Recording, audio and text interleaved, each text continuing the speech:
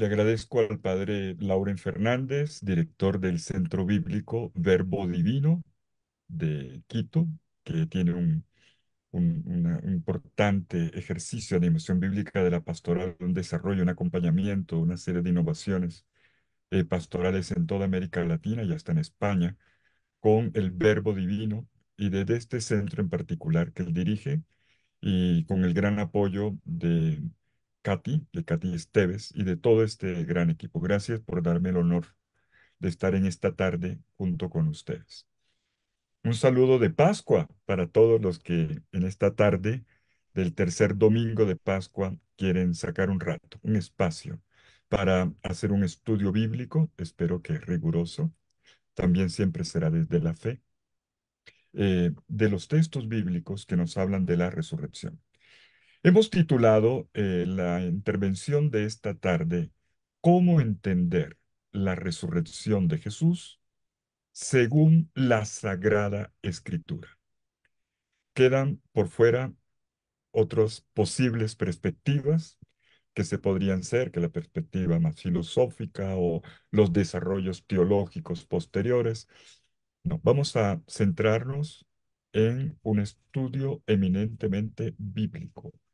¿Cuál es el testimonio de la Sagrada Escritura? Con una aproximación muy puntual, espero precisa, honesta, respetuosa, de los textos bíblicos que nos testimonian la resurrección de Jesús. Este es un tema que tiene una cierta amplitud.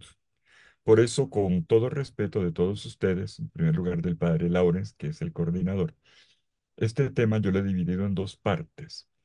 Hoy vamos a hacer un recorrido de cómo llegamos al planteamiento. Es que este tema no es un tema que se puede decir en media hora, ni siquiera en una hora. Requiere colocar bien todas las bases, colocar, como dicen, todos los palitos para luego poder hacer la formulación correcta. Si no, caemos en fundamentalismos o entramos en debates innecesarios. Bueno, en esta tarde de estudio, de reflexión, de meditación sobre la resurrección de Jesús y sobre nuestra fe, les propongo que nuestro punto de partida sea la frase de Pablo que hace un momento escuché por boca del padre Laumas. Este es el fundamento de nuestra fe. Dice Pablo en la primera carta a los Corintios, capítulo 15, versículos 12 al 14. Pero si se predica que Cristo ha resucitado de entre los muertos, ¿cómo es que algunos de entre ustedes dicen que no hay resurrección de los muertos? Si no hay resurrección de los muertos, tampoco Cristo ha resucitado. Y si Cristo no ha resucitado, inútil es nuestra predicación, inútil es también nuestra fe. Bueno, este es nuestro tema. Estoy convencido, mis queridos amigos, de que la crisis de fe y de desaliento que notamos en algunos ámbitos de manera especial, más frágiles, tiene que ver con la debilidad de la fe en la resurrección y en la vida eterna. Falta claridad en el tema y formación en el tema. Por eso voy a plantear el tema de la manera como lo voy a hacer. El cristianismo, a diferencia de otras religiones, si le podemos llamar así, no se nutre tanto o solamente de la liturgia o de sus dogmas y su doctrina, que también las tiene, como su moral. El cristianismo es ante todo y fundamentalmente una participación en la vida de Jesucristo, muerto y resucitado. Ese es el cristianismo. Una participación en la vida de Jesucristo, muerto y resucitado. Eso se trata de una unión con Él, una vinculación con Él, que experimentamos por medio del bautismo. Y una fe en esta circulación de vida y de amor con Jesucristo, que nos reconfigura la existencia, una fe que crece en la relación continua con Él. Es una vida que crece y que crece y que crece hasta un destino, hasta una plenitud. El cristianismo nació de una ruptura, de una ruptura religiosa con el judaísmo, del cual Jesús provenía, el Jesús terreno, y una ruptura provocada por el mismo Jesús, un hebreo.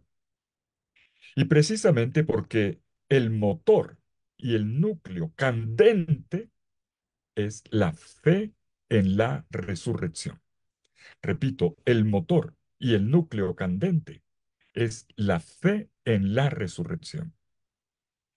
Esta vida no es una vida que se cierra para siempre. La muerte no es la última palabra. Además de las realidades visibles, existen también realidades invisibles. Hay una vida que nos espera, aunque no logremos percibirla, conocerla y sobre todo describirla. Por eso, con respecto a este tema, ¿el cristianismo es esto o no es? No es posible un cristianismo sin la centralidad de la fe en la resurrección, que es la fe en la vida, y no en cualquier vida, es la vida de Dios en nosotros. Sin esta fe en la resurrección, vida plena, que se nos entrega como acontecimiento y revelación en este hecho histórico, intrahistórico y más allá de la historia, lo explicaremos, que es la resurrección de Cristo, el cristianismo caería en un abismo. No tendría sentido. Lo dice el mismo Pablo. Inútil, vana, hueca sería nuestra fe. Por eso tratemos de entender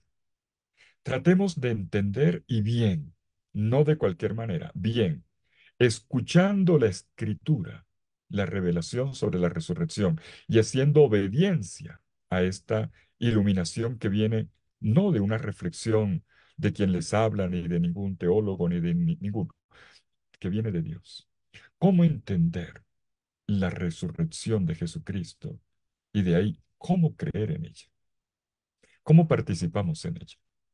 Y parto de la constatación de que quien lee la Biblia se da cuenta de que en el Antiguo Testamento el tema de la resurrección o de una vida más allá de la muerte es prácticamente ausente. Es muy curioso. Cuando pasamos las páginas del Antiguo Testamento en la Sagrada Escritura, no encontramos prácticamente nada en el Antiguo Testamento sobre la resurrección. ¿Qué bueno que pasó aquí? En cambio, en el Nuevo Testamento es una de las afirmaciones más repetidas. Y lo encontramos afirmado en una diversidad de modos, de lenguajes, de tonalidades, de imágenes. Y se continúa en el Nuevo Testamento de punta a punta a hacerle eco a la muerte y resurrección de Jesús con todo lo que esto implica. En el Nuevo Testamento es la fe en la resurrección de nuestro Señor Jesucristo lo que configura todos los aspectos de la vida cristiana. La primera comunidad cristiana, que podemos llamar el cristianismo de los orígenes o la comunidad naciente, sentía la fe en la resurrección como el fundamento de su existencia y el fundamento de su obrar en el mundo. Aunque no hay que negar que la gente, ya los primeros cristianos, se hacían preguntas al respecto. No era un tema fácil. Incluso si eran tentados al respecto, debido a a ciertos conceptos culturales o religiosos que provenían de la marea pagana, o sea, de las diversas maneras de entender que la inmortalidad, la continuidad, toda una marea de pensamiento dentro del cual el cristianismo poco a poco se va a abrir y va a mostrar una novedad y una consistencia en la propuesta en un mundo de pensamiento que era multiforme, plural, imperial. Y los cristianos estaban inmersos ahí, eran hijos también de una cultura. Y por eso ellos tenían que vérselas con tantas imágenes que se les presentaban acerca del más allá en su entorno, el entorno en el cual vivían. La cuestión entonces es, ¿qué es lo propio del anuncio cristiano de la resurrección? y cómo los primeros cristianos llegaron a afirmarlo con tanta fuerza. El capítulo 15, del cual tomé ya la frase introductoria, el 15 de la primera carta a los Corintios, versículos 12 al 14, donde dice que si Cristo no resucitó, van en nuestra fe. Todo ese capítulo muestra la dificultad que tenían en la comunidad de Corinto, una comunidad de matriz grecorromana. ¿Cómo explicar la resurrección? No era nada fácil, porque había un problema antropológico de base, que viene de la cultura, no de la Biblia, venía de la cultura del entorno. Pablo experimentó un gran fracaso en su predicación un poco antes, unos meses antes de llegar a Corinto, en Atenas, cuando intentó hablarle a un grupo de intelectuales en la Gran Atenas, en el Areópago. Pablo, de las predicaciones de Pablo, de las mejor preparadas, cita un filósofo por aquí, un poeta por allá, y entonces, francamente, qué discurso, ¿eh? Qué discurso el de Atenas. Cuando Pablo llegó al punto central de la fe, porque para allá iba, era todo un camino para llegar al anuncio del núcleo de la fe cristiana, que es la resurrección de Cristo, apenas dijo resurrección, la gente comenzó a mirarse la cara. ¿Resurrección? Primero la gente entendió que resurrección era una señora, que él estaba hablando de Doña Resurrección, o de una diosa. La gente, después cuando Pablo ya aclaró, no, no, no, no, ¿cómo así que resurrección? Claro, para un griego. ¿Saben cómo piensa un griego? Conocemos la mentalidad platónica, que viene de Platón. El hombre es un compuesto, un ensamble de cuerpo y alma. El cuerpo es la cárcel del alma, así piensan los griegos, al menos los de esa corriente. Es como la cárcel, el alma es inmortal, pero el cuerpo es como una prisión. Por lo tanto, la muerte es una liberación del alma para vivir en la inmortalidad. Ese era el pensamiento griego. Por lo tanto, la muerte era lo mejor que le podía pasar a uno. Sócrates va a morir feliz tomándose la cicuta porque él dice, yo voy a vivir y me voy a liberar de este corsé. Por eso, si usted le dice a un griego, resurrección, ¿qué se imagina él? Que el alma se va otra vez a envasar, perdóneme la expresión, es solo para hacerme entender, otra vez a envasar en la estructura somática corporal y dice, pues, no es interesante.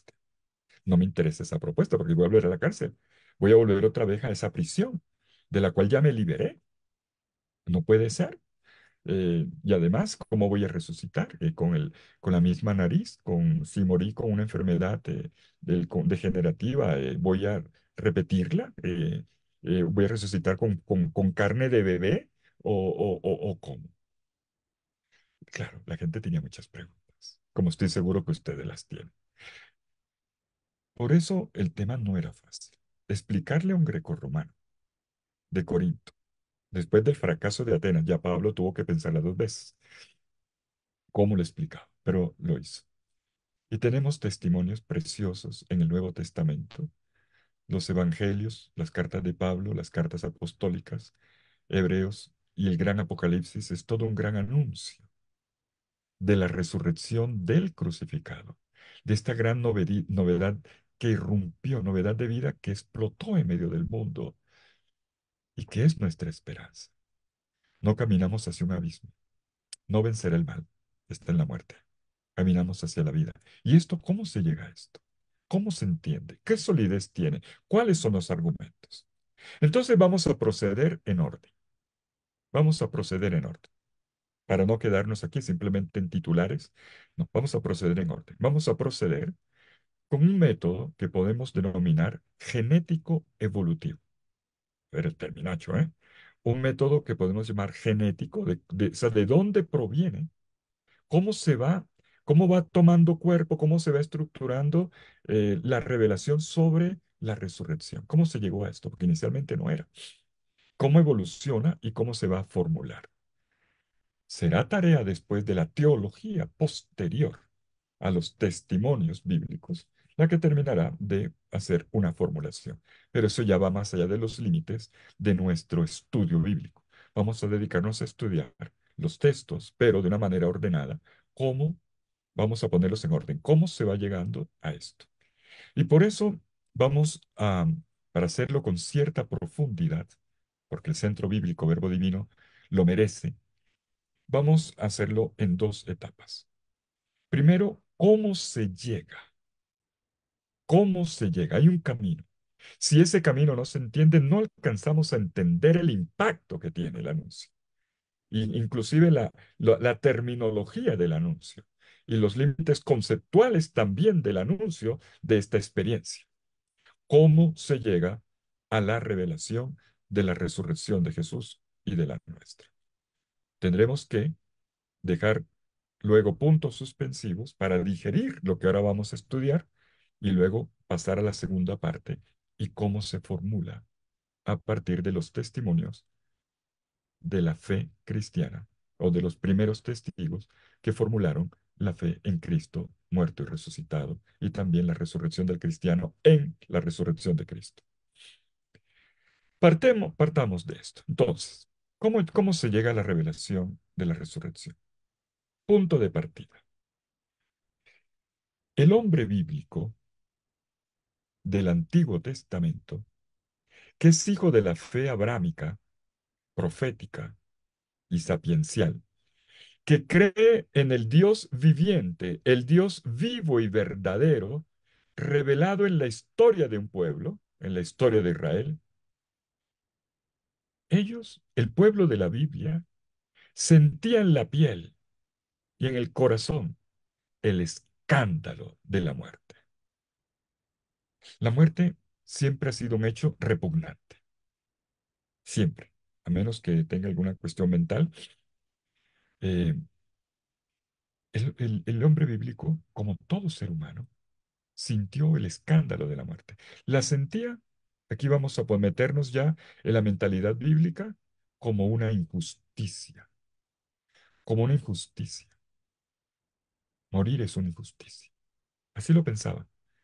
La muerte permanecía como un evento de luto y la llegan a considerar como el gran enemigo del hombre. Si bien estamos en un tiempo antiguo, en una cultura en la que la manera de representar la muerte era menos dramática que hoy, porque hoy hemos endulzado la muerte, pero en realidad la hemos empeorado. Intentando ocultar la muerte, la hemos maquillado mucho, la muerte nos encuentra impreparados y resulta más trágica de lo que debiera ser, gracias a este aire, esta atmósfera cultural que respiramos. El hombre del Antiguo Testamento lloraba la muerte como también lo hacemos nosotros. Con todo y esto, no creía, ah, no creía, aún no, en un más allá. Pensemos bien, todos los que son nuestros padres en la fe, no creían, los patriarcas, no creían que hubiese un más allá. En el Antiguo Testamento no se habla del más allá. La muerte es una muerte para siempre. Se describe como un permanecer en el Sheol, en un estado de larva, de silencio. Era lo máximo que se podía decir. La muerte era experimentada como el fin de las relaciones, pero no había otra vida. Un texto que nosotros recitamos en la liturgia, un cántico, por cierto, el cántico del rey Ezequías, citado por el profeta Isaías en el capítulo 38, dice, es la oración del rey que está moribundo y entonces eleva a Dios la súplica, no me dejes morir. Y miren cómo se lo dice al Señor. El abismo, el Sheol, no te da gracias, ni la muerte te alaba, ni esperan en tu fidelidad los que bajan a la fosa. Los vivos son quienes te alaban como yo ahora. Isaías capítulo 38, versículos 18 y 19. Algo parecido dice el orante del Salmo 115, en los versículos 17 y 18. Más o menos las mismas palabras, menos la misma idea. Es decir, Señor, en la muerte no hay alabanza.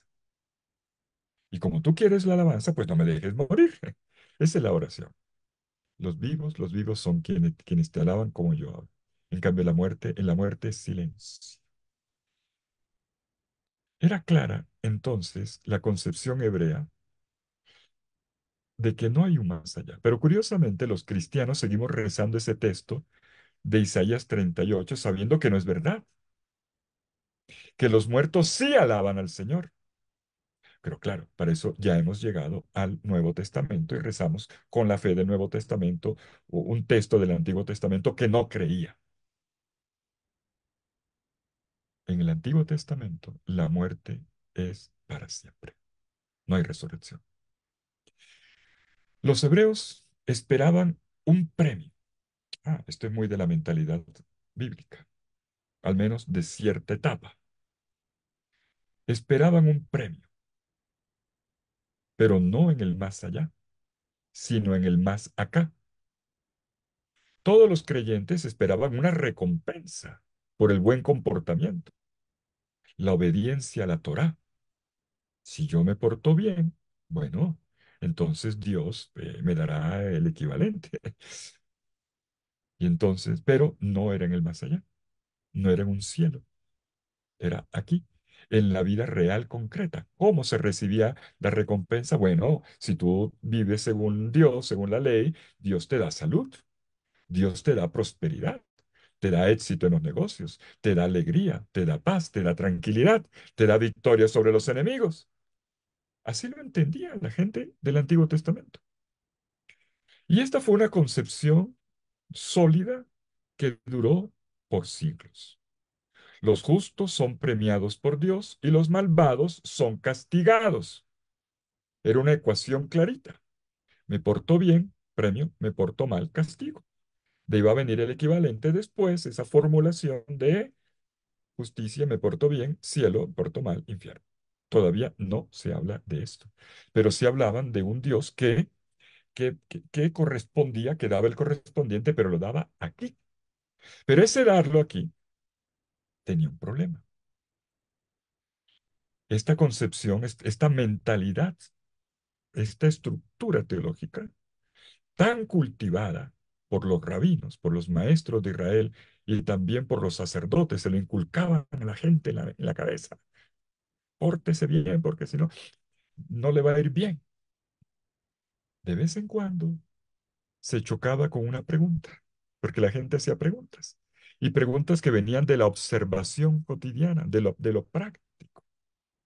Como decía un padre jesuita que todavía está vivo y que algunos de los que están aquí han conocido y que apreciamos mucho, el padre Gustavo Baena, él decía, las grandes teorías, ¡pum!, se chocan con la realidad. Tú ves la cosa más bonita, cuando contrasta con la realidad, vamos a ver.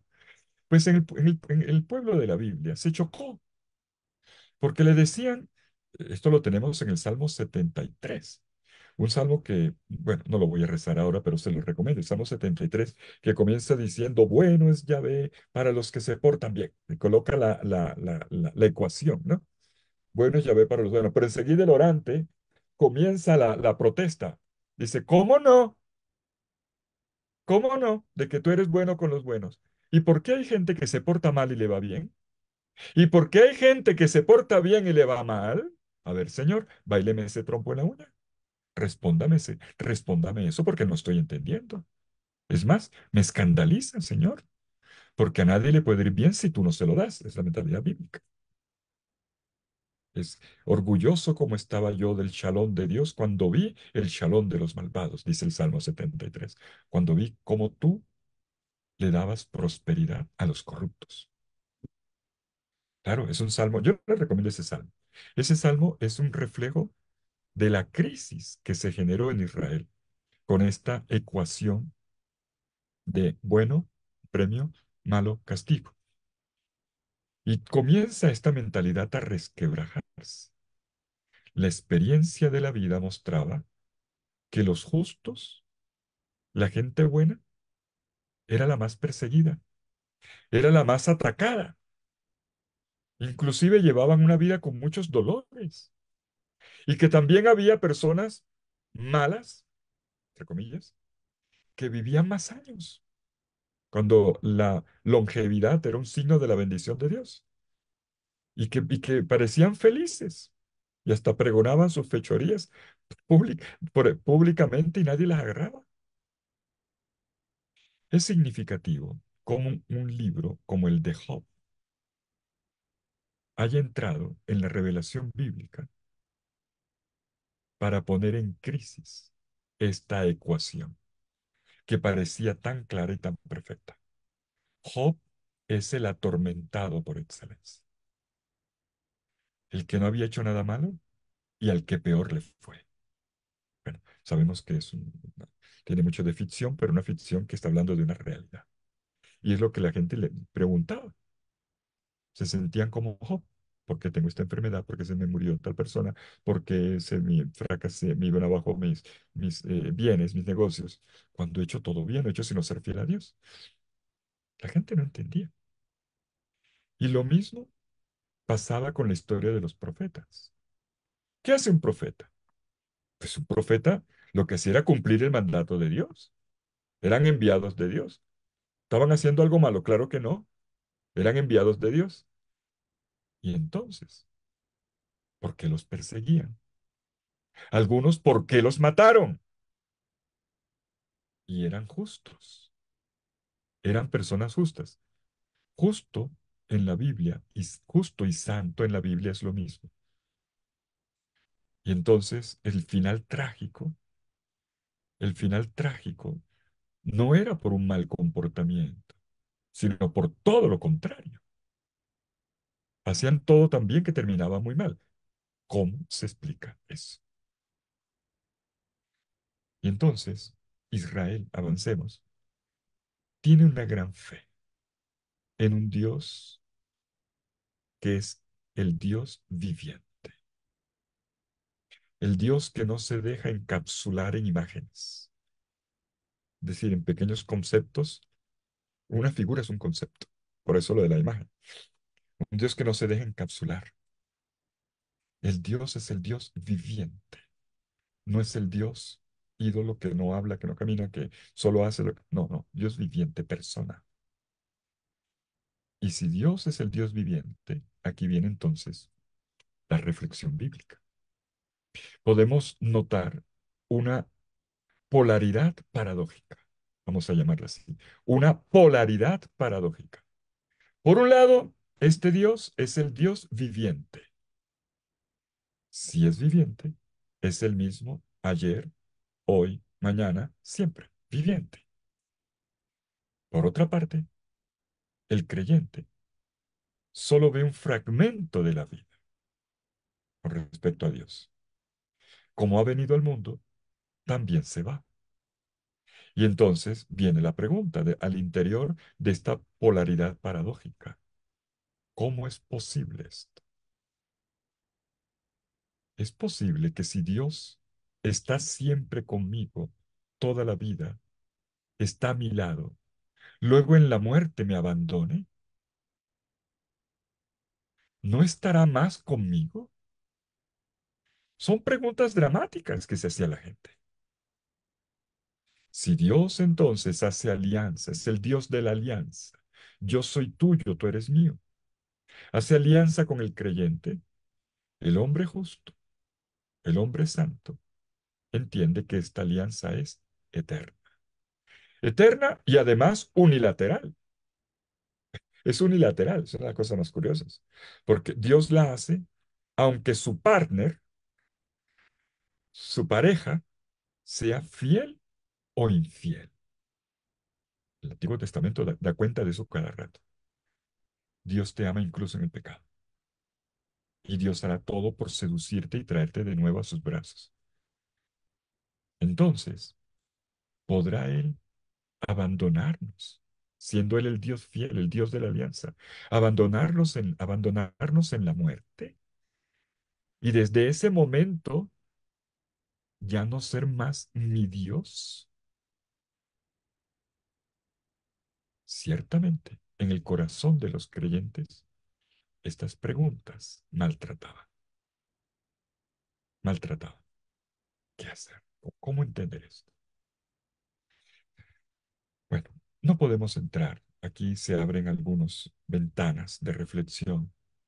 No podemos entrar en todos los meandros, digo yo, en todas las curvaturas, para examinar la formulación de las contradicciones internas, todo el entretejido, el elaborado.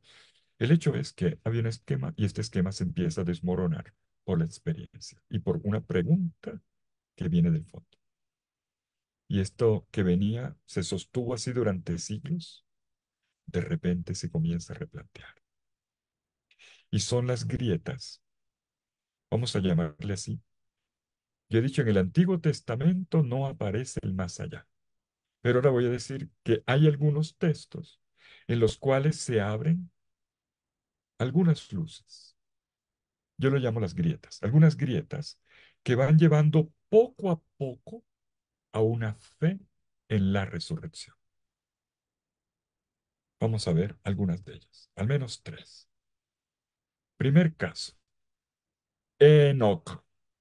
Enoc. ¿Han escuchado hablar de Enoc? Está en el libro del Génesis en el capítulo 5. Cuando se escribe la Torá, el Pentateuco, se dice que antes de que existiesen los creyentes, cuando digo los creyentes me estoy refiriendo a la fe abrámica, entiéndase aquí, que es la fe genuinamente israelita. Antes de Abraham, antes de la fe hebrea, resulta que un hombre de esta humanidad genérica, antes de los patriarcas prediluvianos, como le llaman los profesores de Biblia, como el padre Lauren, que es un gran profesor, hay un hombre a quien Dios le tiene una consideración. Curiosamente, un hombre a quien Dios no se le reveló, se llamaba Enoc. Él caminó con Dios en la tierra sin saber de Dios. Hizo lo que Dios quería sin estar consciente de cuál era lo que Dios quería. Y Dios, dice Génesis 5, 21, 24, dice, y Dios lo raptó y se lo llevó con él. Yo les recomiendo el texto. Génesis 5, 21, 24. Bueno, si quieren lo leemos. Enoc vivió 75 años y engendró a Matusalén. Ese nombre le suena familiar, ¿verdad? Matusalén, que vivió mucho, pero igual se murió. Y caminó Enoc con Dios. Interesante, caminó con Dios, sin saber de Dios, sin tener revelación ni tener ley. Caminó con Dios después que engendró a Matusalén 300 años y engendró hijos e hijas. Y fueron todos los días de Enoc 365 años. Imagínense eso. Caminó pues, versículo 24, pues Enoc con Dios, tercera vez que lo dice, y desapareció porque Dios lo llevó. Bueno, y aquí viene entonces la pregunta, porque la gente leía la Biblia o la escuchaba, no eran analfabeto, pero la escuchaba, la conocía. Si Dios llevó consigo a Enoc, entonces Enoc vive en Dios. Si vive en Dios, no habrá una vida más allá. Segundo caso, Moisés. Moisés, el gran Moisés. Cuando muere Moisés, ¿han leído el texto de la muerte de Moisés en el capítulo 34, versículo 5 del libro del Deuteronomio? Recomendado. Si no lo ha leído, recomendado. La muerte de Moisés muere como un beso de Dios en la boca. ¿Cómo les parece? Como un beso de Dios en la boca. El texto lo tomo aquí de la Biblia de Navarra, que la tengo aquí al lado. O sea, la tengo aquí, de la que he tomado el texto. Dice, murió Moisés conforme a la palabra del Señor. Dentro de poco cito la Biblia de Verbo Divino. Moisés murió conforme a la palabra del Señor. Pero si ustedes miran la nota de pie de página, van a ver que dice que el término palabra aquí puede ser leído como conforme, no a palabra, sino a la boca del Señor, lo cual se entiende como Dios lo besó y le inhaló el soplo vital. la respiración. Así murió Moisés. Les recomiendo un libro. Lo encuentran allá en la librería Verbo Divino. Tengo que hacer en este momento la publicidad a mis amigos. Lo hago por pura amistad, ¿eh? Hay un libro. Son buenos amigos. Y hacen un trabajo increíble por la Biblia, el estudio bíblico en lengua castellana. Merecen todos los homenajes. Hay un libro de una pareja de autores, Miguel Pérez Fernández y Olga Ruiz Morel.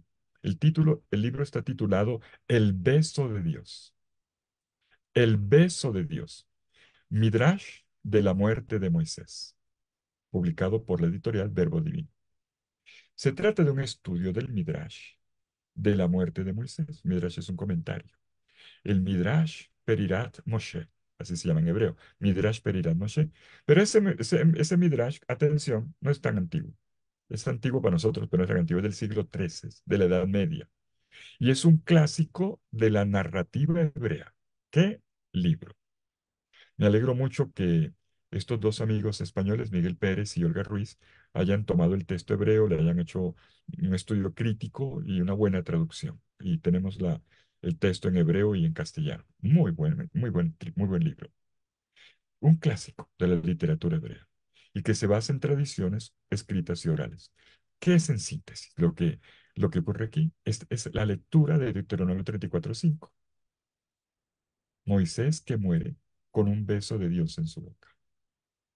Dios que toma su aliento y queda con él. De ahí viene, sumado otro elemento, esa frase, más otro hecho, y es que la tumba de Moisés nunca se encontró.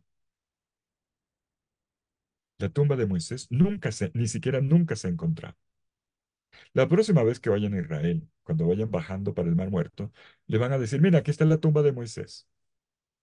Pero no les crean, eso es una tumba, es un cenotafio, eso le crearon. Bueno, que no me escuchen allá los que lo administran porque me van a dar cocotazos y me van a volver a decir, te me está dañando las visitas. Es falsa, no es. La tumba de Moisés nadie la ha encontrado y no la van a encontrar, ni los de History Channel ni ninguno de estos locos, ni los de Discovery, no la encontrarán. ¿Por qué en el mundo antiguo los grandes personajes les desaparecían las tumbas? Alguna excepción, los patriarcas, alguna excepción. Pero en general les desaparecen las tumbas. ¿Por qué? Porque la gente tenía tendencia a crear santuarios y a divinizar. Israel es alérgica a la divinización de personajes. Por eso prefieren decir, no, ¿dónde es? No, no, la tumba no la encuentra, entiéndase con Dios, el invisible, ya está. La tumba de Moisés nunca se encontró. Y de ahí la leyenda, la tumba que no se encontró, la historia del beso.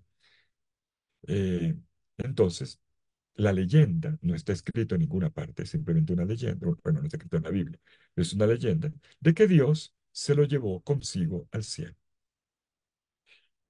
De ahí va a venir un libro apócrifo, o sea, no es canónico, ni tampoco tendría visos de historicidad, un libro apócrifo llamado La Ascensión de Moisés.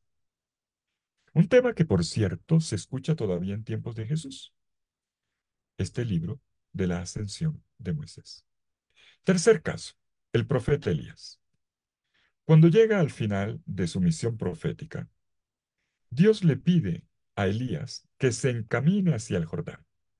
Recordamos todo lo que va pasando, el capítulo 1 del segundo libro de los Reyes, la ascensión el arrebatamiento será en el el rapto será en el capítulo 2, pero interesante todo lo que ocurre en el capítulo 1.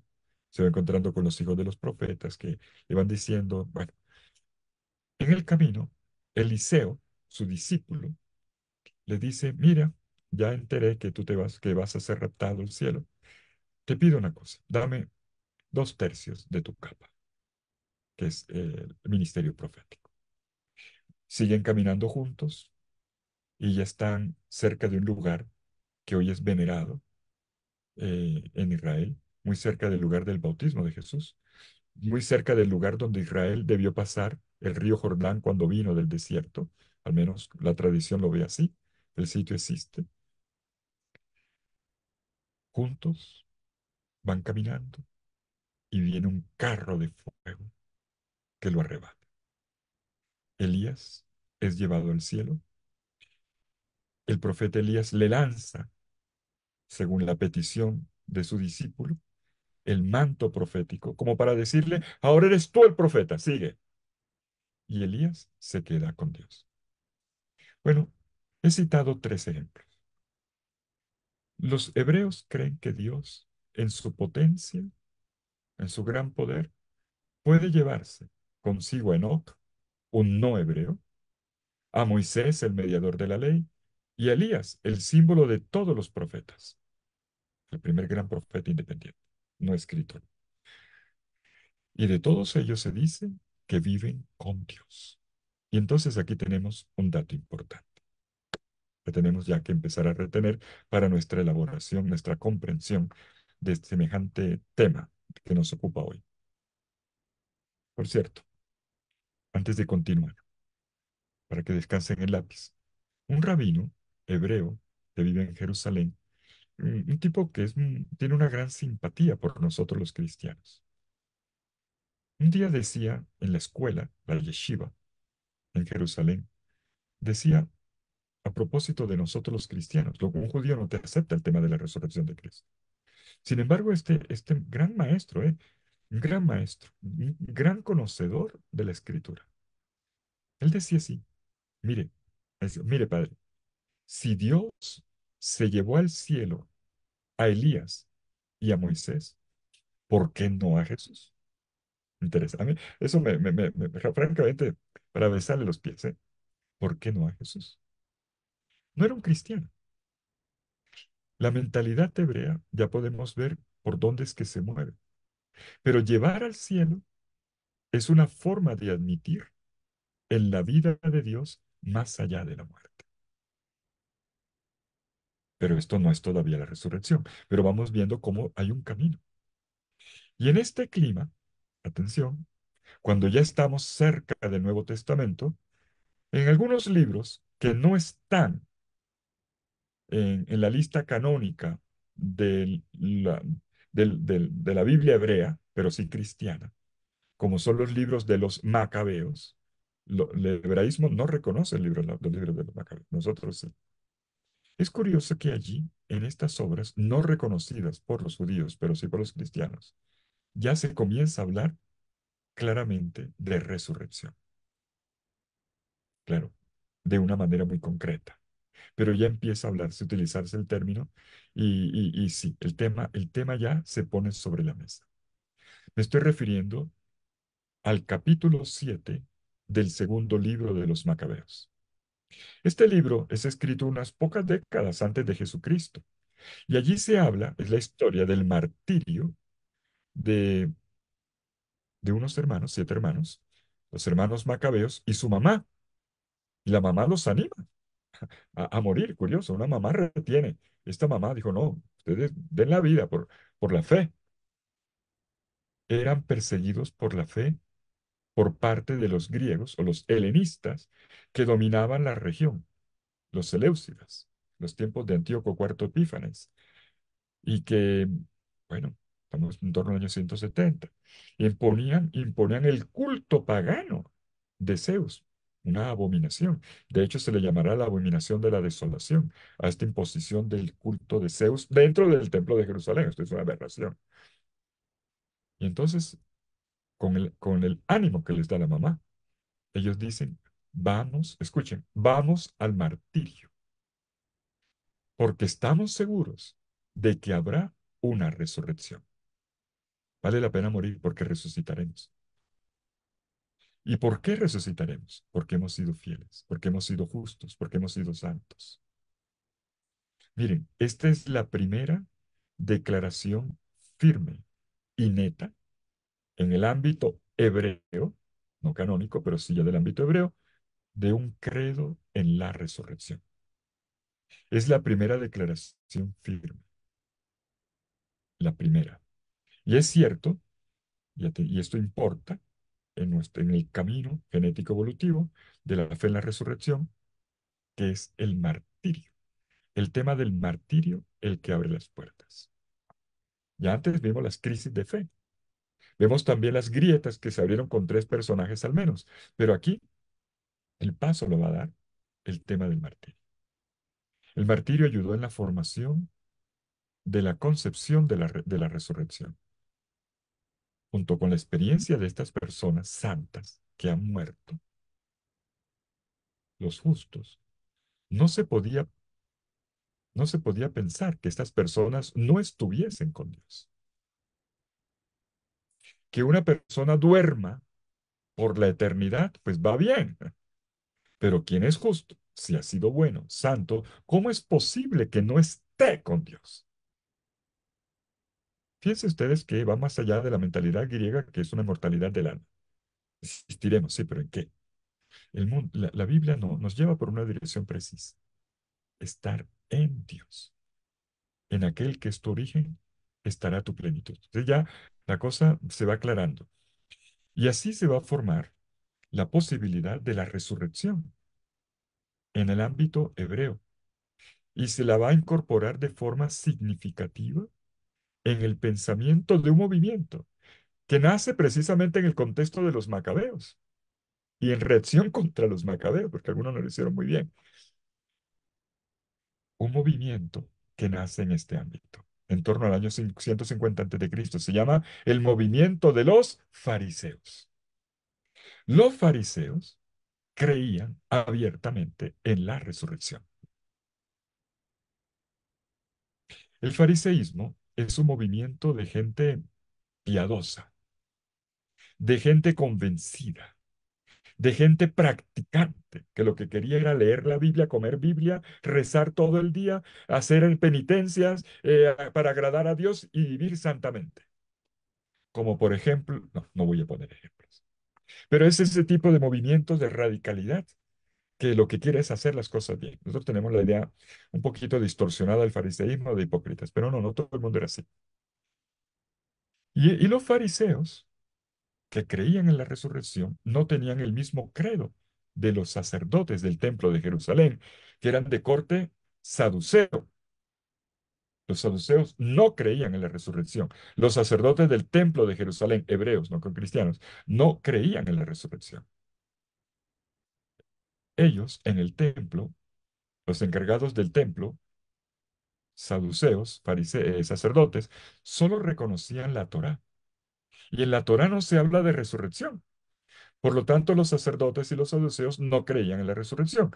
En el Evangelio, por cierto, tenemos documentada una polémica al respecto en la explanada del Templo de Jerusalén, capítulo 12 del Evangelio de Marcos. ¿Se acuerdan? Un grupo de saduceos viene donde Jesús y para ridiculizar el tema de la resurrección, que sí creían los fariseos, dándole la puya a los fariseos, ponen a Jesús también a prueba. A ver qué decía Jesús sobre la resurrección y le cuenta la historia. Una señora tuvo 7 maridos y entonces se aplicó la ley del levirato, que está en el libro del Levítico, capítulo 25. Hombre, que si una mujer un hombre muere sin dejar hijos, la mujer debe ser ahora tomada por uno de sus hermanos para que le saquen el hijo, como decimos nosotros. Pero resulta que nada. Y viene el segundo y el tercero y el cuarto. Entonces le pregunta al Señor, oiga, díganos, ¿y allá en la resurrección cómo va a ser el asunto? ¿De cuál de los 7 esta mujer, claro, de cuál de los 7 va a ser? ¿Esta mujer va a tener un harén de hombres? ¿Cómo es la cosa? Que para un israelita es impensable. Eh, obviamente, lo que le estaban diciendo a Jesús era, oiga, usted, eso de la resurrección es un absurdo, ¿verdad? La resurrección no cabe. ¿Y cómo le responde Jesús? Y aquí ya comenzamos a entrar ya claramente en Jesús. Jesús cree en la resurrección. Jesús les dice, ustedes no entienden la escritura ni el poder de Dios. Ustedes los que estudian la Biblia son ignorantes porque no creen en la potencia de Dios. Atención que la resurrección tiene que ver con una potencia creadora de Dios. Es una potencia creadora de Dios. No es una sobrevivencia en el más allá. Es una intervención del poder creador de Dios. Lo dice Jesús. Ustedes no creen en ese poder creador de Dios. Y entonces le dice, les recuerda la fe. Un hebreo laico como Jesús, hablándole a estos saduceos de corte del mundo sacerdotal. Nuestro Dios es un Dios de vivos, un Dios de vivos, lo que hasta ahora venimos trabajando, un Dios de vivos, no de muertos. Y entonces, miremos el texto. Marcos capítulo 12, versículos 26 y 27. Vale la pena mirarlo. Mírenlo en su Biblia. Y sobre que los muertos resucitan, primero dijo el tema de la señora. Serán como ángeles, pelada. No tiene, en el cielo no será ni marido ni mujer, es otra cosa. Como ángel.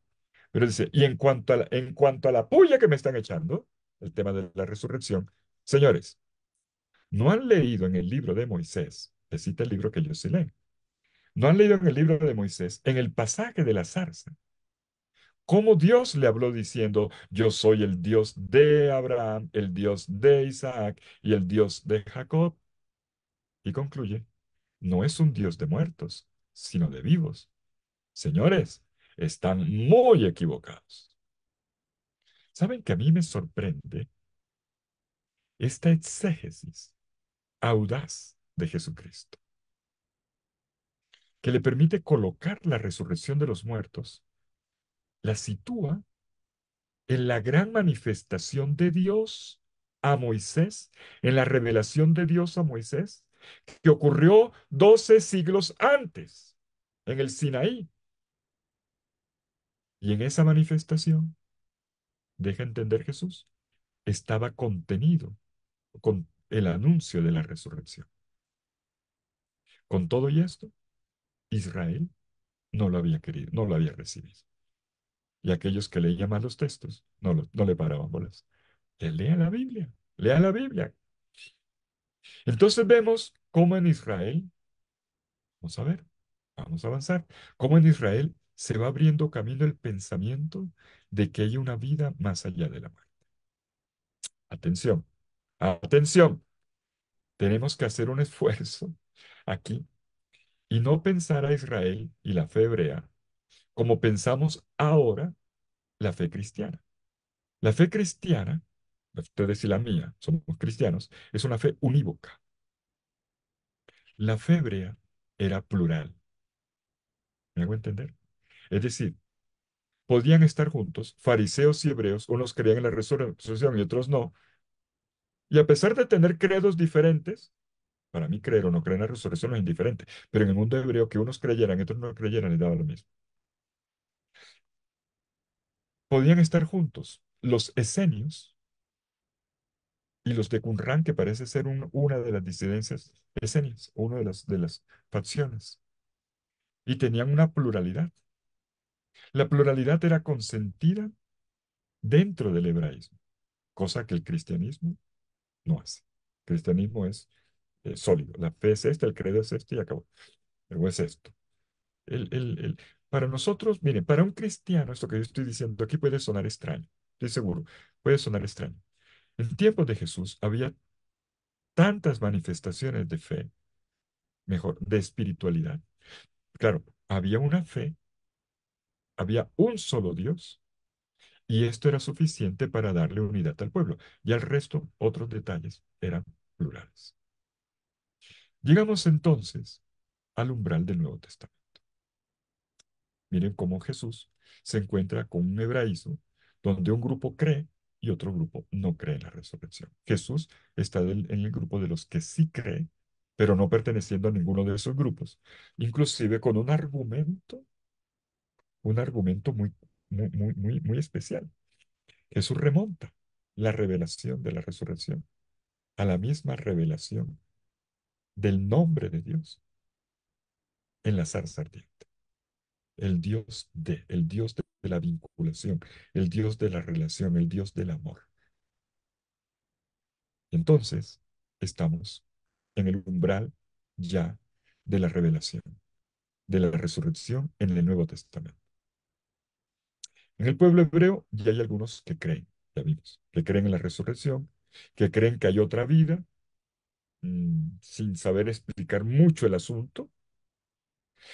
Y atención, no la saben describir mucho, pero una cosa sí es clara. No la entienden simplemente como dar un pasito más allá de la muerte, como un desemboque de lo humano, sino, y esto es fundamental, como una realidad obrada por Dios. Y esto Jesús también lo dice, como una nueva creación. La resurrección es una obra de Dios. Me anticipo de una vez a lo que diré, a lo que veremos con Jesucristo cuando estudiemos más de cerca, nos pongamos la lupa en Jesucristo. En la octava de Pascua, la semana pasada lo repetimos. Este es el día que hizo el Señor, tomando el Salmo 118 en la Biblia 110, en la liturgia 117. Hizo, ese hizo, es muy importante. Es una obra de Dios. Cómo Dios interviene salvíficamente la muerte. De ahí que se empieza a hablar ya de un nuevo, ya inclusive en ámbito hebreo, de un nuevo cielo y de una nueva tierra obrada por Dios, de una gran novedad del pueblo de Dios, incluso de una novedad para toda la humanidad. Pero tenemos que tener cuidado, porque estamos en un estudio bíblico, en la ponderación de las fuentes. No podemos pensar en este periodo en una doctrina sistemática. Esto, algunos algunos de los oyentes, yo sé que a veces los decepcionan. Padre, dígamelo todo clarito y no me dé tantas vueltas. Ponga... No, la Biblia no funciona así. No funciona así. Tiene otro método más bonito, más interesante. No hay una doctrina sistemática en este periodo. Sí la tendremos en la iglesia, en la Edad Media, cuando se hable con claridad de paraíso, infierno, purgatorio, incluso se llegará a hablar de limbo en un periodo determinado de la historia, tratando de explicar cómo podría ser ese más allá. Pero eso vendrá en la doctrina cristiana y quedará formulado luego en el magisterio o en la doctrina misma de la que recoge la tradición de la iglesia, que es el catecismo. Pero estamos estudiando es la Biblia. Por lo pronto, no hay nada de esto en el pensamiento del tiempo bíblico, no en la primera parte, que es el Antiguo Testamento, aunque sí datos dispersos, y ya vemos luces, he dado varias, mostrado varias etapas, las preguntas que se hacían, las grietas, y luego lo que ya ocurre con el tema del martirio, y luego lo que afirman los fariseos, formulan la doctrina farisea, sin mucha explicación, pero por lo menos ya hay una intuición importante. Tenemos datos dispersos en los cuales se apoyará la doctrina posterior. Reina un gran silencio.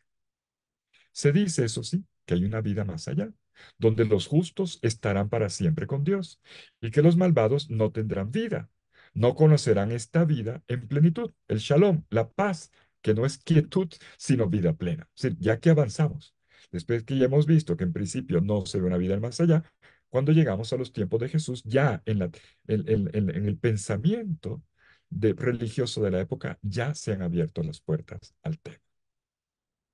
En este contexto se manifiesta Jesús. Se manifiesta Jesús con su ministerio de predicación del reino y es aquí donde llegamos finalmente a la revelación de la resurrección. Vamos a asomarnos al tema. ¿Qué pasa aquí? Una cosa que debe quedar muy clara.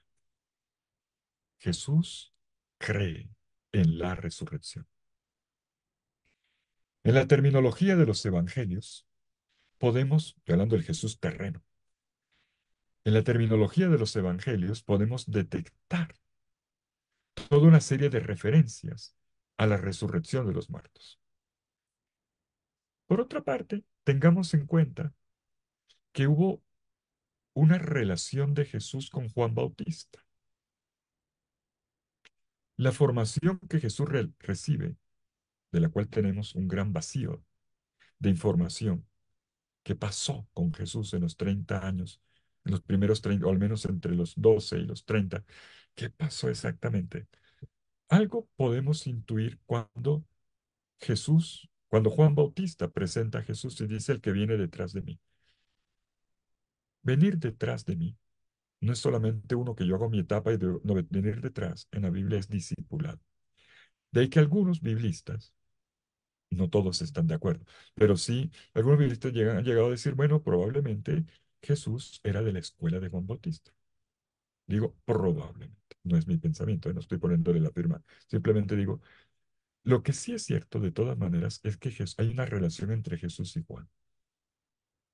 Y Juan tenía una conexión con el movimiento, los movimientos que había en torno al Jordán, cerca del sitio que conocemos como Qumran. Juan probablemente era uno de los maestros de uno de estos tantos grupos de este entorno, no necesariamente del asentamiento de Qumran, pero sí del entorno. Y no necesariamente Juan es un escenio, pero sí pertenece a todo. Aquí hay un movimiento, que algunos decían movimiento bautista, movimiento esenios. Bueno, cada vez eso se está estudiando y aclarando más. Eso es tema de otra, merece una buena conferencia. El hecho es que en este contexto, llámese el movimiento asociado con Juan, llámese los movimientos esenios, o alguna de sus disidencias, o alguna de sus variantes, creían en la resurrección.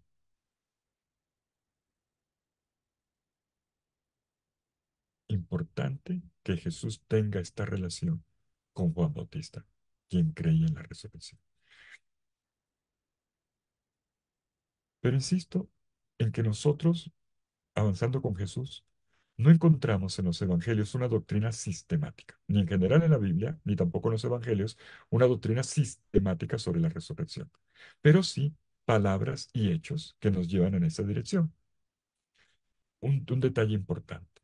Sigo con el ministerio de Jesús. Ya hablaremos después de su muerte y resurrección. Pero ¿qué pasa en el ministerio de Jesús? Jesús tuvo que ver con resurrecciones. En Lucas 7:22, Jesús coloca en la lista de los signos que lo acreditan como Mesías el hecho de llevar a cabo resurrecciones de muertos. Jesús resucitó al hijo de la viuda de Naín. Jesús resucitó a la hija de Jairo. Jesús resucitó a su amigo Lázaro. ¿Qué es lo que ocurre aquí? Y esto tiene que ver con la predicación del reino. Jesús lleva la vida allí donde acontece la muerte. Un dato complementario nos lo da el evangelista Mateo en el capítulo 27, versículos 52 y 53, un texto que creo haber explicado ya varias veces. Cuando Jesús muere, dice el evangelista Mateo, muchos muertos. Se rasgó el velo del templo y en ese momento muchos muertos se aparecieron en la ciudad santa de Jerusalén. Qué susto. ¿Cómo se explica? Habla de resurrección, está el término resurrección. Claro que hay un detalle importante, ya lo he explicado, ya lo he explicado varias veces. Hay un detalle importante ahí en ese texto, y es que a pesar de que en el versículo 52 se dice claramente, resucitaron unos justos, acuérdense la mentalidad hebrea que dice los justos no pueden morir, el justo tiene que estar con Dios, pero no tienen la solución. ¿Y esto cómo va a ser? No lo saben decir. Versículo 52 dice que estos justos, estos santos, resucitaron, y enseguida en el versículo 53 dice, aclara, que estas apariciones fueron después de que Cristo resucitara. Enseguida hace una aclaración. Y dice, pero bueno, se aparecieron en ese momento o después. Versículo 53 dice, después de que Cristo resucitara. La fe cristiana es que la resurrección no es el simplemente hecho de volver a abrir los ojos más, en el más allá, sino en la persona de Cristo. Y Mateo ya hace la alusión. Por eso el después de. Y aquí tengo que hacer otra precisión. Miren, nuestra formación académica, intelectual como son ustedes, carga con preguntas que son inevitables. Este tema es de muchas preguntas. ¿Era realmente esto que Jesús hacía? El Jesús que coloca como uno de los signos del acontecer del reino y que lo acreditan como Mesías e Hijo de Dios. ¿Era realmente resurrección? Esto que ocurrió con la hija de Jairo, con el hijo de la viuda de Naín, con Lazarito, eh, era, era resurrección o resucitación. A ver, resurrección, para que nos entendamos en el vocabulario, es un paso hacia adelante, un salto cualitativo que implica una transformación corporal, de lo cual hablaré en la siguiente intervención cuando hable del cuerpo glorioso. Hay un avance, es un hacia adelante, porque es una vida en Dios. La resucitación, en cambio, es un hacia atrás. Se murió y vuelve a echar para atrás, a volverse a revestir con esta misma ropa, con el mismo cabello, a echar hacia atrás como era, como estaba en el momento de la muerte. Un echar hacia atrás. La misma vida de antes para vivir en las mismas condiciones somáticas y todo. Estos muertos que Jesús resucita en los evangelios, ¿qué les ocurrió realmente? Volvieron a morir. Y aquí es donde va a estar la diferencia. ¿De qué estamos hablando cuando hablamos de resurrección? Un dato es claro. Jesús puso vida donde estaba la muerte. Y esto, pienso yo, no es difícil de creer. Jesús puso vida donde estaba la muerte. No es difícil. El punto es otro. Jesús estaba realmente obrando ya la resurrección de los muertos, como la entendemos ahora y a partir de él, de lo que ocurrió en su cuerpo. Los testimonios de aquel tiempo al respecto son pocos.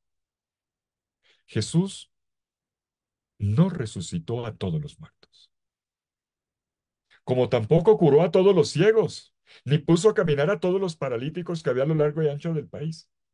Por lo tanto, estas acciones de Jesús, entre ellas la de resucitar muertos, pertenece al ámbito de los signos, pertenece al ámbito de los signos del acontecer del reino. Ciertamente, hoy hay gente, voy a hacer aquí una pequeñísima digresión, ciertamente hoy hay gente que admite que existen personas que están dotadas de una energía particular. Esto lo admite la ciencia, ¿eh? No es invención mía. No tiene que ver con el mundo de la fe ni de las creencias, no. La ciencia. Existen energías fuertes que pueden actuar en función del bien o del mal, que pueden ser para bendición o maldición. Y en este contexto hay gente que puede llevar vida, salud, bienestar, allí donde hace falta. Hay personas que con solo poner manos le mejoran la vida a otro. Eso existe. Pueden llevar consolación donde hay desesperación. Y creo que conocemos personas así. Creo. Yo sé que sí. Y no podemos negar esta realidad.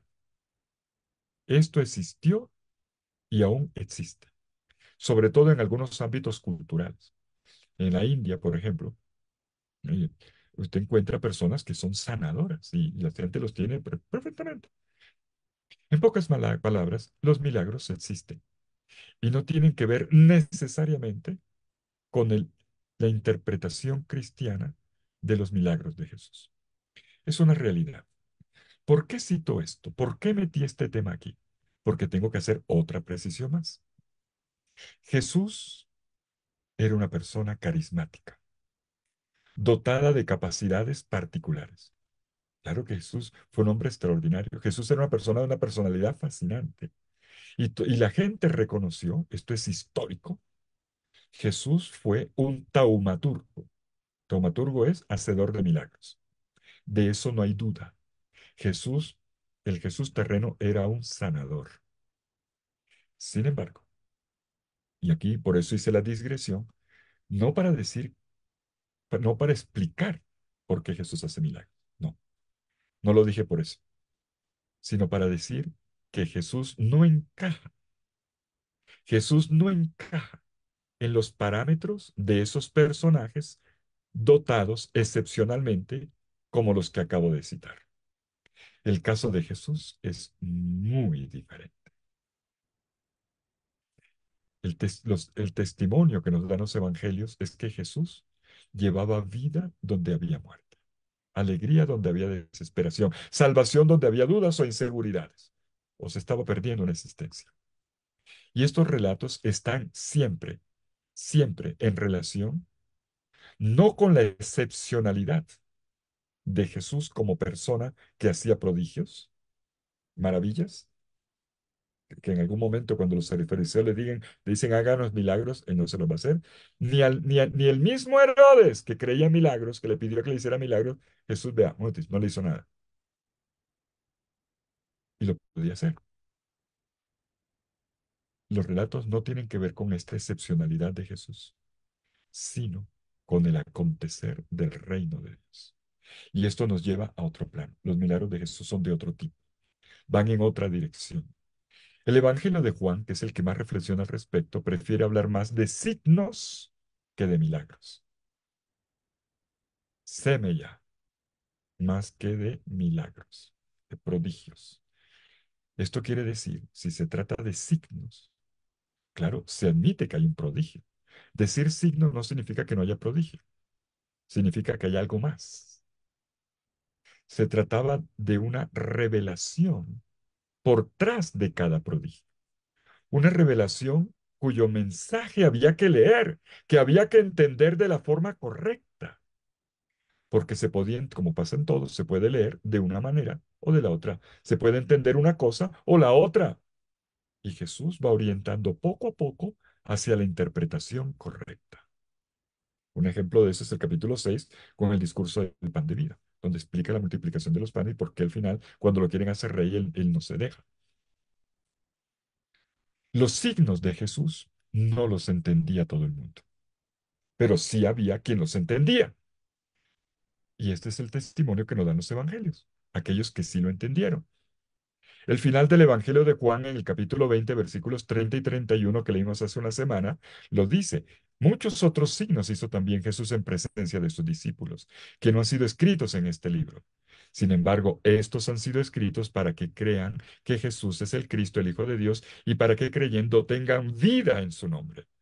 Dicho en pocas palabras, era con estos signos que Jesús mostraba su mesianismo, y en particular el tipo de mesianismo que le distinguía. No se ponía al nivel de otros sanadores.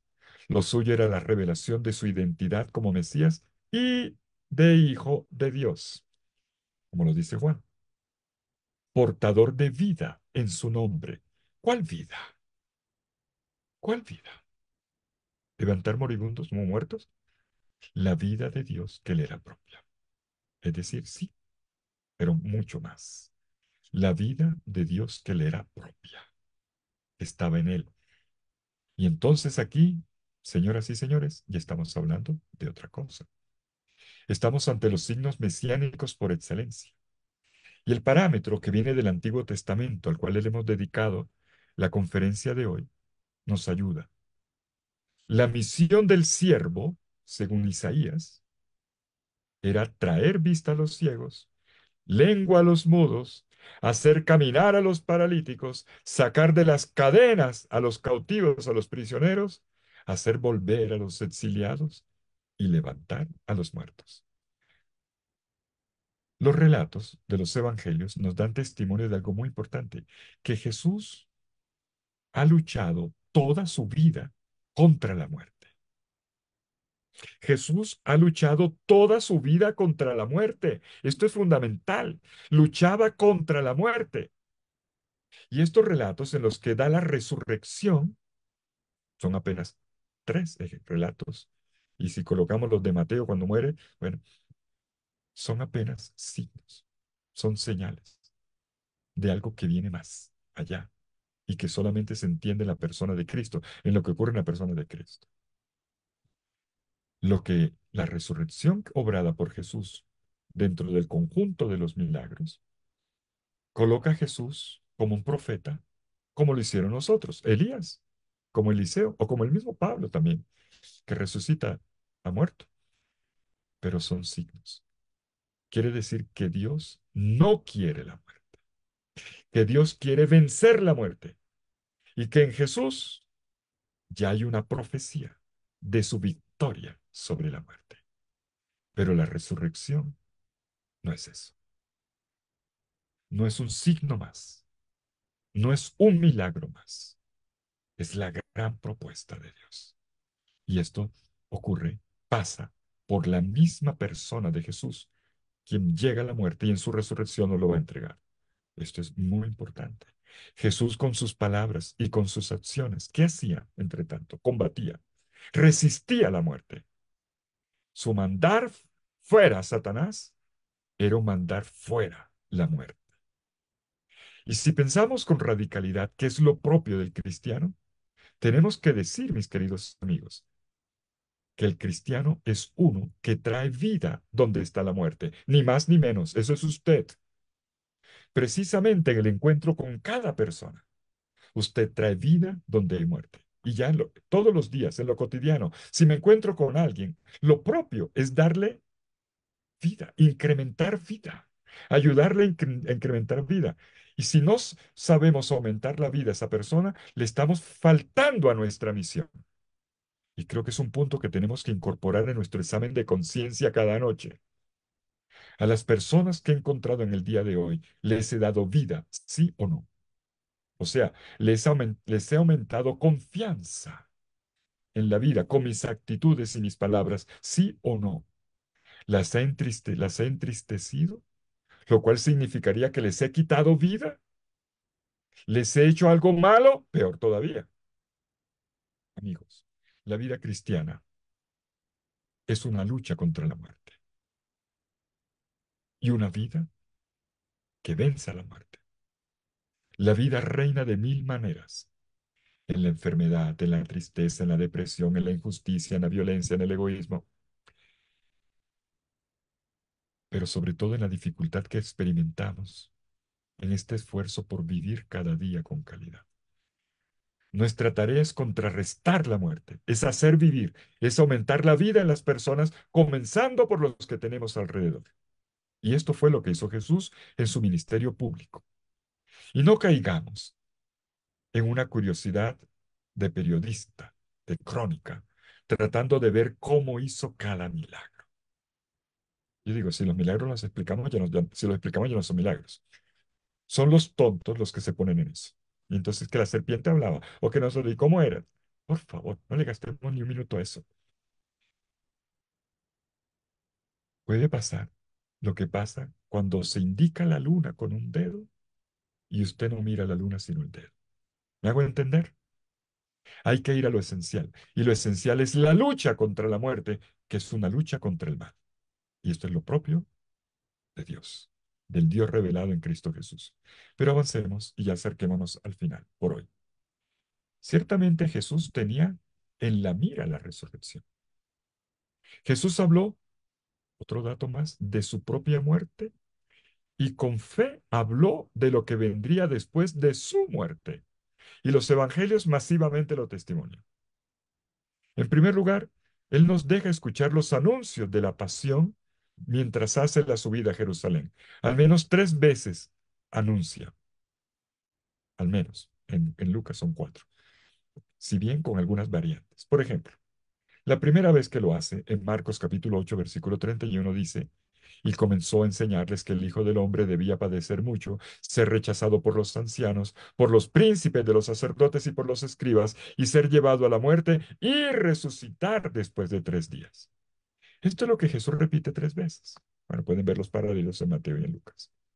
Jesús anuncia su pasión con la precisión de que se trata de una condena que viene del poder religioso de las autoridades judías de Jerusalén en ese momento. Y enseguida agrega, y resucitar. No descuida el anuncio de la resurrección.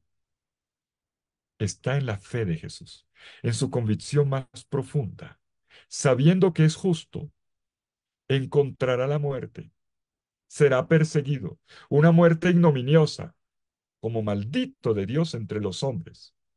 Él lo sabe. Con la peor de las muertes, que es una pena de muerte, el final más horrible, para estar en comunión con lo peor de nosotros, se hace el más maldito de nosotros. Y perdóneme la expresión. Pero luego, después de 3 días, resucita. Y entonces se nos abrió el tema. Es una expresión profética, en realidad, en principio muy genérica, que permite muchas interpretaciones y que sobre todo se refiere a tres tiempos. Un día, un día, un día. Escuchen bien, un día, un día, un día.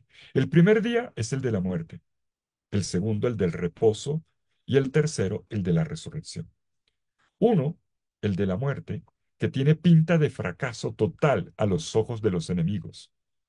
El segundo es el día en que todo se hace evidente. Y el tercero, el día de su victoria sobre la muerte por la intervención de Dios. Y repito siempre, la resurrección es una obra de Dios, no una sobrevivencia. El profeta Oseas, de donde probablemente está tomada esta expresión al tercer día, dice, Oseas 6:2, en 2 días nos hará revivir y al tercero nos levantará para que vivamos en su presencia.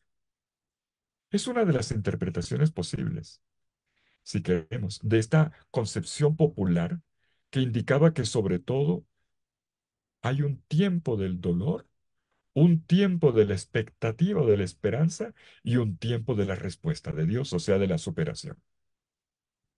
Por otra parte, lo sabemos por experiencia, porque a lo mejor algún día nos ocurrió, a lo mejor quien me está escuchando hoy, algún día ha tenido algún luto, alguna desgracia, ya la ha pasado muy mal. Un día en que nos faltó todo y llegamos a pensar que todo estaba perdido. Y vivimos los tres tiempos: la caída, el shock, la esperanza, comienza poco a poco, y finalmente la intervención de Dios que nos levanta y nos hace recomenzar, dándonos la fuerza para emprender una nueva etapa en la vida. Pues esta es la ruta, según la escritura, de todas las crisis. Las crisis hacen parte de nuestro aparato de la fe, de nuestra construcción de la fe. Estamos en la oscuridad total, al borde del abismo, quedamos a la espera en silencio, pero en esta espera no estamos perdidos para siempre.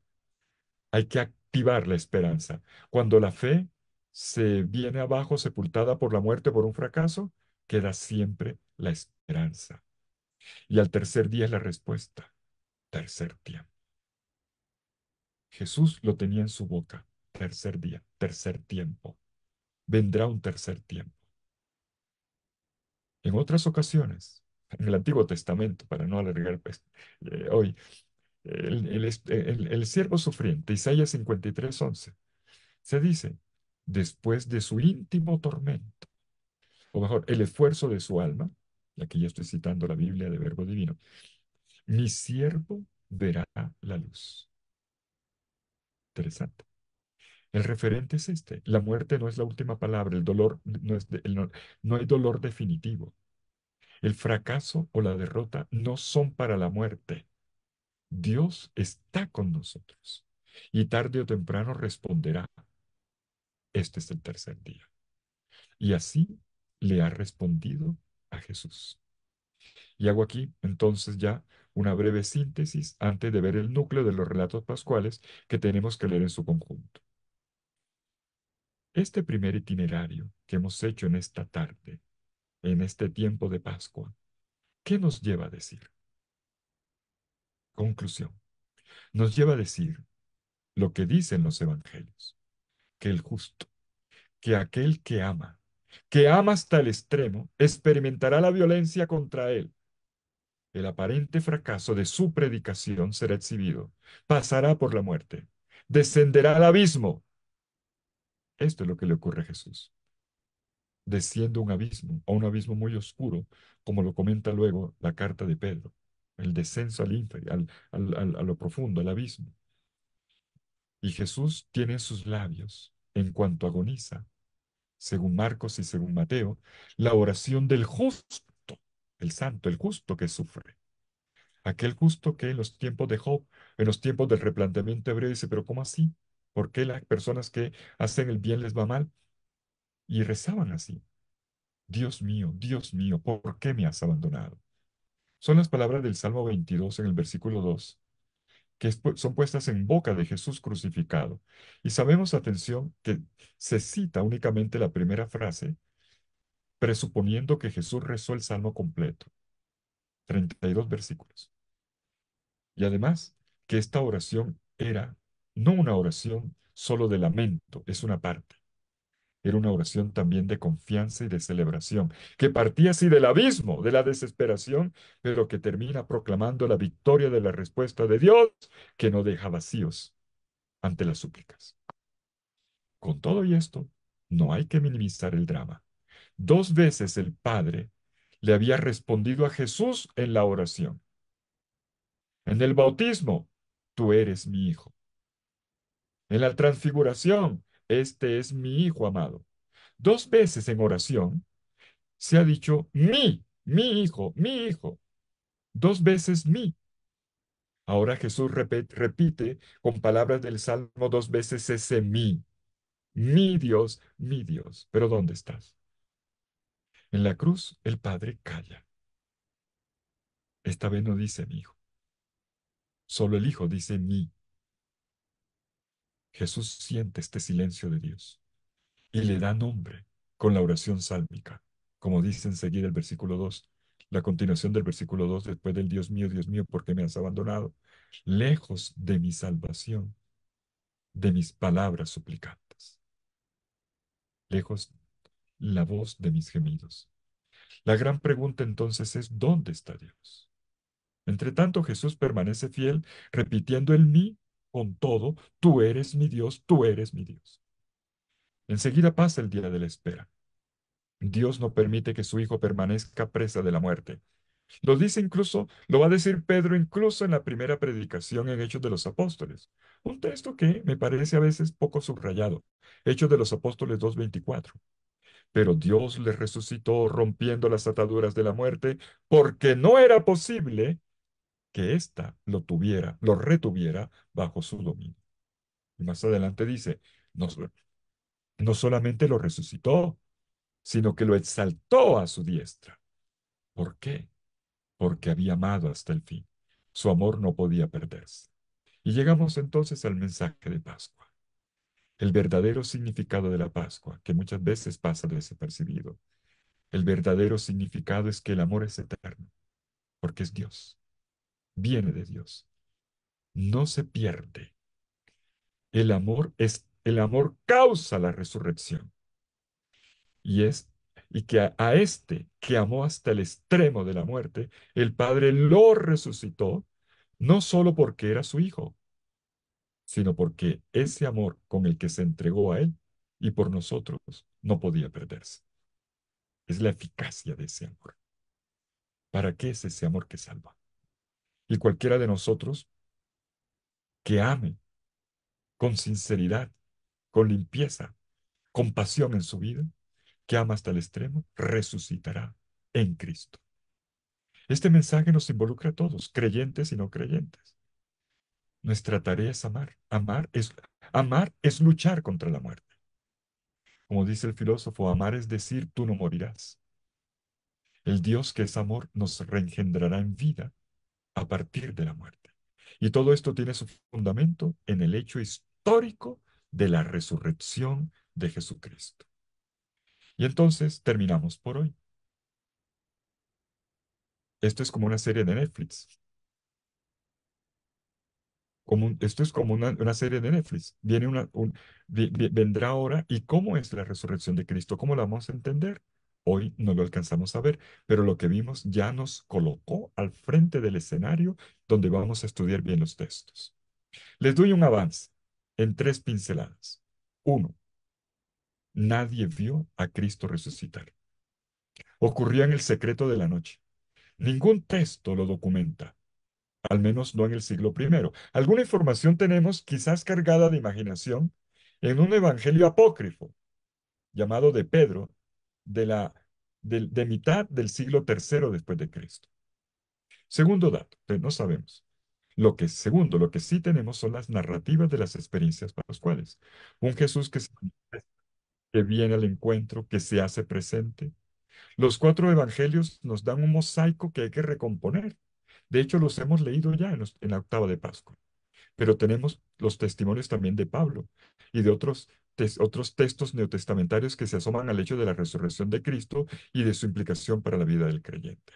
Tercero, todos concuerdan en que se trata de un hecho real, pero que es sobre todo un paso hacia adelante, una vida nueva, y por eso no siempre todo es documentable. El término es de Pablo, por cierto, quien habla de una nueva creación. A partir de ahí se abren caminos, sean las narrativas, sean los discursos del Nuevo Testamento, aspectos tremendamente interesantes que nos ayudan a comprender no solamente a Jesucristo, sino también nuestra esperanza en la vida resucitada. Lo cual, como es convicción de todos los escritos del Nuevo Testamento, no consiste en una simple mortalidad del alma. Lo repito, no es eso. No es una simple continuación de la causa de Jesús y entonces está viva en sus seguidores, en su compromiso con los demás. No, no es eso. Es una experiencia que tiene lugar en la inmersión, en la participación del acontecimiento único y real que ha tenido lugar en el cuerpo de Cristo y que nos participa a nosotros ahora la resurrección, nos la da a nosotros. Mis queridos amigos, llegados a este punto, creo que ya tenemos el panorama y esto amerita otro encuentro. Hasta aquí hemos hecho la ruta preparatoria, pero preparatoria no significa secundaria, era muy importante lo que hicimos en esta tarde. Cómo en la escritura y en el contexto literario de pensamiento y cultural hebreo se fue abriendo camino hacia la revelación de la resurrección, tema genuinamente cristiano. Nos espera un segundo estudio bíblico centrado en el examen de los textos más antiguos y más importantes del Nuevo Testamento referidos a la resurrección de Jesucristo y la participación en ella que se nos ofrece a través de la vida cristiana. Ponderaremos la consistencia, la hermosura, la luminosidad del núcleo candente de nuestra fe, la gloriosa resurrección de nuestro Señor Jesucristo. Muchas gracias. Gracias, Padre Fidel. Gracias a toda la gente que sigue aquí muy conectada.